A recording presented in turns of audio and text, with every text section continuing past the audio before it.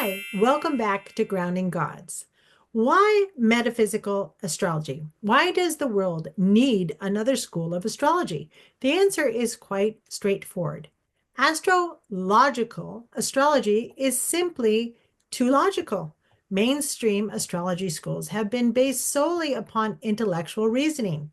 It has divided the universal forces influencing our daily lives into 12 mathematically equal constellations to simply or simplify interpreting the influences of the vast cosmos. To make it easier for simpletons like us to have at least some basic understanding of these omnipresent forces in our lives. Since antiquity and before, humans have watched the movements and cycles of the sky and noticed their impacts. We can see and genuinely feel the sun and the moon's effect upon us, which was the basis of many nature-based religions. All this, in turn, demanded some explanation to the general public. But these simplified, ancient, dumbed-down schools of thought made astrology a less useful tool for our daily lives, which is why so many people today still think astrology is a joke. It's no joke. Astrology, when looked at from the right perspective, is a tool that can give you freedom from everyday pressures, a freedom most of us are looking for today. Ever had a natal chart done? Maybe just for the fun of it? And after reading the professional looking computer generated report, thought, some of these things ring true, but this and that and the other thing, that's not me at all. That is because you are looking at an astrological natal chart, which is based on a system that was dumbed down centuries ago to keep you ignorant of your own power. Astrology or astrological schools are just not accurate enough to be useful to people who need useful guidance to harmonize their hectic 21st century lives. If they were, we would all be more in control of our lives and less prone to manipulation from forces outside of ourselves. Astrological schools since antiquity have been just that, schools to keep the masses from knowing the power they have within. Astrology, the science of celestial bodies, is so much bigger than what mainstream astrological schools were designed to make you understand. So instead of being useful, they're kind of useless sometimes, or for the most part. Why am I using metaphysical astrology here on Grounding Gods?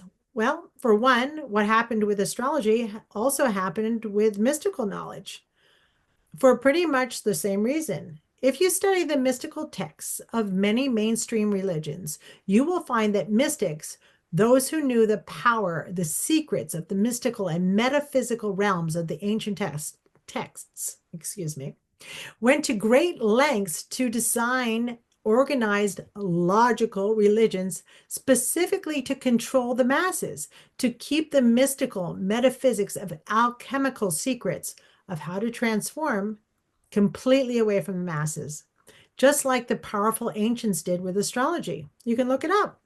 For Judaism, the mystical teachings are Kabbalah. For Islam, there's Sufism, right? The Sufis. And yes, even within the Christian faith, there were many mystical teachings, such as from Hildegard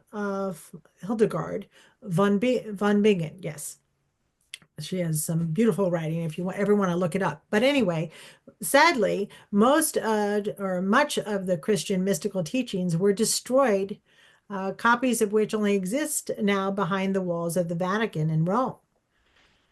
And interestingly, all three of these mystical realms, these schools, had, or they still exist today, they have their own school of astrology. So why such secrecy?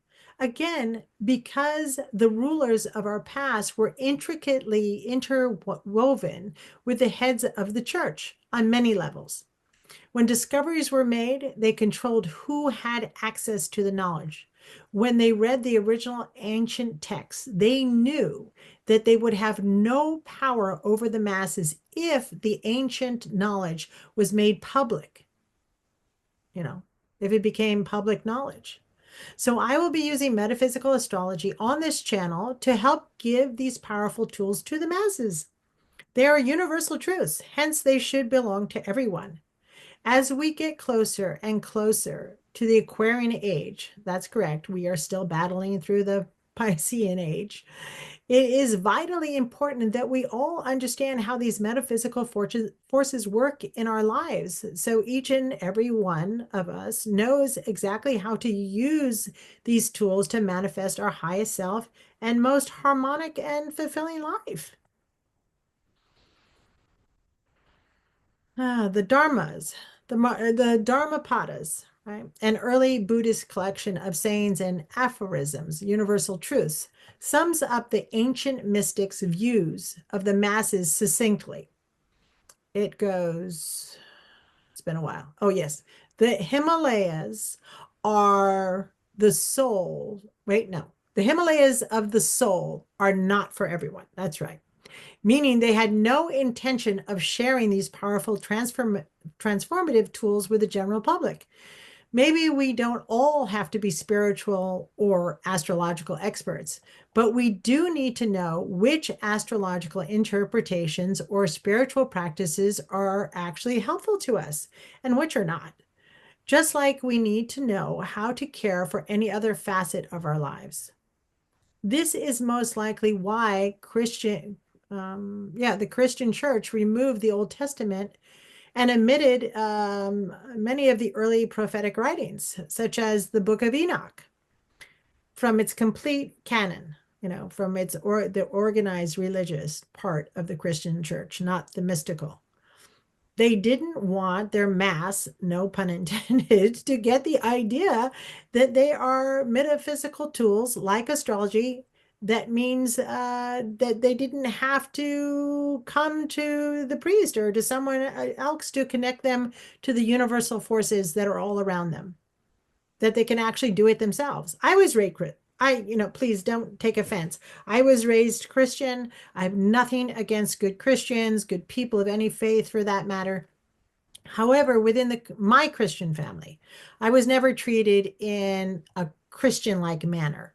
As a result, when I was a teenager studying at an Episcopal collegiate preparatory school in high school, the lessons that I was being taught there simply left me with more questions because what the school was teaching me did not mirror my home life in any way, shape, or form.